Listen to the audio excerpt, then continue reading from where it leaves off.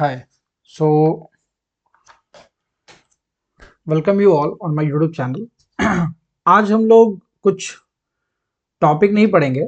आज हम लोग बस यूं ही बात करने के लिए आए हैं और आज का जो मेन चर्चा का विषय है वो है कैसे हम लोग तैयारी करें जेई और नीट जो बच्चे अभी देने वाले हैं 2026 में। वो किस तरीके से अपनी स्ट्रेटजी को रखेंगे, किस तरीके से अपने अपने आप को उस तरीके से बनाएंगे ताकि उनका एग्जाम्स बहुत ही इजीली ढंग से क्रैक हो जाए। ठीक है, तो देखो हम लोगों के पास अलग अलग तरह के सेगमेंट वाले बच्चे होते हैं, है ना। अलग अलग सेगमेंट मैं यहाँ पर इसलिए बोल रहा हूँ क्योंकि अलग अलग बच्चे की तैयारी अलग अलग तरीके से होती है। कुछ बच्चे की तैयारी ऐसी होगी जो बहुत ही अच्छे लेवल पर होगी और उनके मार्क्स जो हैं वो उसी तरीके से आ रहे होंगे जिसमें उनको कॉन्फिडेंस होगा कि हाँ भाई हमसे जेई या नीट निकल रहा होगा, है ना। वो बच्चे एग्जाम दे रहे होंगे और उनको ये चीज को कॉन्फिडेंस आ चुका होगा। लेकिन कुछ बच्चे ऐसे होंगे जो बच्चे को मिडिल लेवल पर मैं बोल सकता हूं, और मिडिल लेवल वाले जो बच्चे हैं जिनको अभी उस लेवल पे कॉन्फिडेंस नहीं आया है लेकिन वो अभी प्रैक्टिस कर रहे हैं उस तरीके से ताकि वो उस जोन में आ सके। और एक बच्चे ऐसे हैं, एक सेक्शन ग्रुप का ऐसा है जिसने कट ऑफ भी पार करने का उनको दिक्कत लग रहा है और वो सोच रहे हैं कि क्या हम किस तरीके से हम पढ़ाई रखें ताकि हमारा वो कट ऑफ वाला जो जोन है हम लोग उसको क्रैक करके आगे जा सके ताकि हमारा जे एडवांस वगैरह हम लोग उसमें क्या कर सके, दे सके। ठीक है, मैं तीनों सेक्शन पर बात करूंगा एक एक करके। सबसे पहला सेक्शन है जो टॉप लेवल वाले बच्चे हैं जिनके मार्क्स, जिनको ऐसा कॉन्फिडेंस लग रहा है कि हाँ वो कट ऑफ तो निकाल ही लेंगे और इसके बाद उनके तैयारी भी इस तरीके से है कि ताकि उनके जो मार्क्स हैं वो इस तरीके से होंगे जो उनको लग रहा होगा कि जेई या नीट उनसे क्रैक हो जाएगा। तो देखो, जेई या नीट क्रैक होने का मतलब ये है कि आपकी रैंक आ रही होगी, लेकिन मैं यहां पर जो बात करूंगा वो इस चीज पर होगा, how to improve the rank. Rank को बढ़ाए कैसे।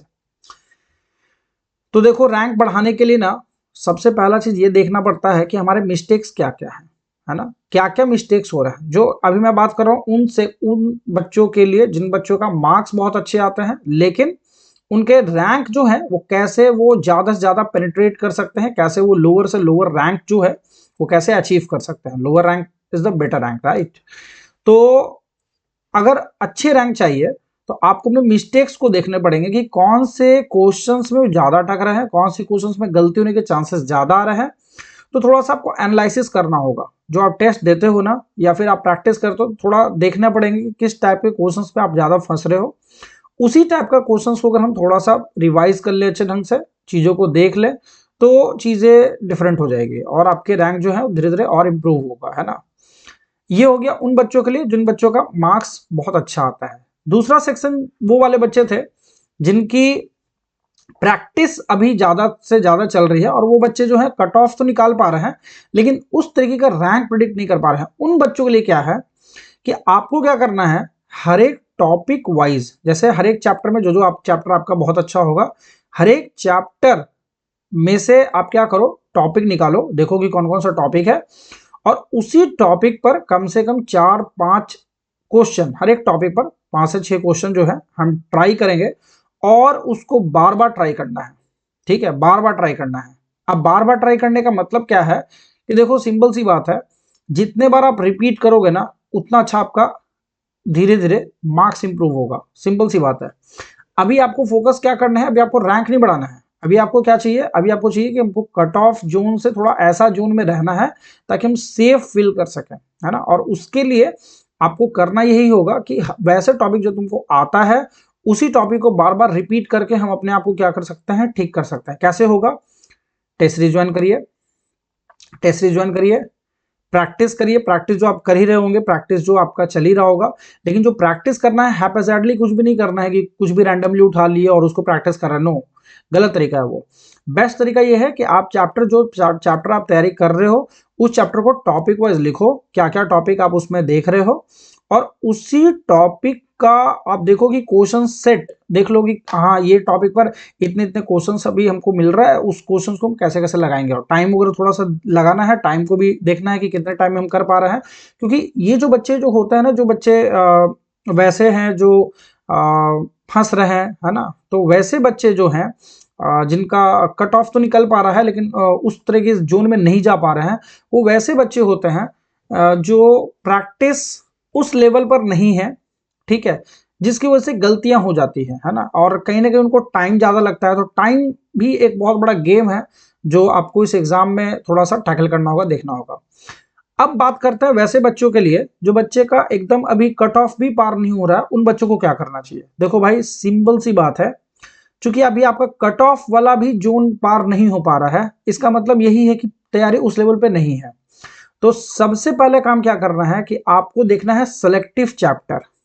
सेलेक्टिव चैप्टर क्या होता है, जो जो चैप्टर आपकी तैयार है, बढ़िया है, अच्छा है, जो जो चैप्टर तुमने क्लासेस किए होंगे, क्लासेस स्किप नहीं हुआ होगा ज्यादा, वैसे वैसे चैप्टर्स को छांटो, निकालो, देखो, और उस पर ही प्रैक्टिस करना चालू करो। अगर समझना इस बात को, अगर सपोज करो एक एग्जांपल के तौर पे फिजिक्स की बात करें, तो फिजिक्स में 15 चैप्टर आपका 11th का है, फिर 15 चैप्टर आपका लगभग 12th का है। अगर मोटा मोटी हम सारे चैप्टर को थोड़ा सा बाइफरकेट भी कर दें तो 30 चैप्टर होते हैं टोटल, लेकिन 30 चैप्टर में से 30 चैप्टर किसी का अच्छा नहीं होता है ना। तो करना यह है कि आपको 15-15 चैप्टर में से, जैसे मान लो 11th का 7-8 चैप्टर अच्छा होगा, या दूसरा जो 12th का है उसके भी 7-8 चैप्टर अगर अच्छे होंगे मतलब कि क्वेश्चन आपसे बनता होगा। हार्ड लेवल का क्वेश्चन की मैं बात नहीं कर रहा हूँ, मैं नॉर्मल लेवल जो जेईई मेंस लेवल होते हैं या नीट लेवल वाले जो क्वेश्चन होते हैं, वैसे टाइप के क्वेश्चन अगर मेरे 7-8 चैप्टर से भी बनते हैं अगर, तो हमको सुपरफिशियल लेवल पे क्या करना है, पहले थोड़ा सा स्टडी करना है और नॉर्मल लेवल वाले क्वेश्चंस को है जो है तैयार करना है, देखना है कि कैसे कैसे हो रहा है, और थोड़े से मेहनत को बढ़ाना है। जब एक तरह का चैप्टर से बार बार आपसे क्वेश्चन बनने लगेंगे, तो ट्राई करना है कि अगर हम 1-2 चैप्टर और इंक्लूड कर सके, ताकि हम थोड़ा सा कट ऑफ जोन से ऊपर जा सकते हैं, है ना। और एक बार अगर आप कट ऑफ जोन से ऊपर चले गए तो आप समझ ही रहे हो, अगर एक बार मेंस लेवल में अगर आपने फर्स्ट अटेम्प्ट में कट ऑफ को पार कर गया, तो हम लोग के पास 2 अटेम्प्ट तो है, लेकिन अगर फर्स्ट अटेम्प्ट में ही अगर आपने कट ऑफ को पार कर गया, तो इसमें बेनिफिट ये होगा कि एक कॉन्फिडेंस तो ये आएगा कि हाँ हमको एडवांस देना है। लेकिन बहुत अच्छा चीज ये होगा कि अगर फर्स्ट अटेम्प्ट में कट ऑफ निकल गया, तो आपके दिमाग में आएगा कि हम सेकंड अटेम्प्ट के लिए थोड़ा और अच्छा कर सकते हैं। लेकिन फर्स्ट अटेम्प्ट में ही अगर थोड़ा सा बेकार हो गया, तो आपकी कॉन्फिडेंस टूट जाएगा, बेकार लगेगा, है ना। तो इसलिए बेटर होगा अच्छे से तैयारी करिए। मैं हर एक सेक्शन के बच्चों के लिए बात किया हूँ। आप और अगर कुछ ऐसा आपको जानकारी चाहिए या कुछ अगर क्वेश्चंस माइंड में आता है, तो आप कमेंट करो, बताओ मुझे कि क्या बात पर मेरे को बोलना है। मैं ये रील्स के माध्यम से धीरे धीरे मैं ट्राई कर रहा हूँ चीज़ों को अब बताने के लिए, समझाने के लिए। कुछ भी अगर ऐसा होगा तो आप मुझे बताओ एक बार, ठीक है। चलो, थैंक यू।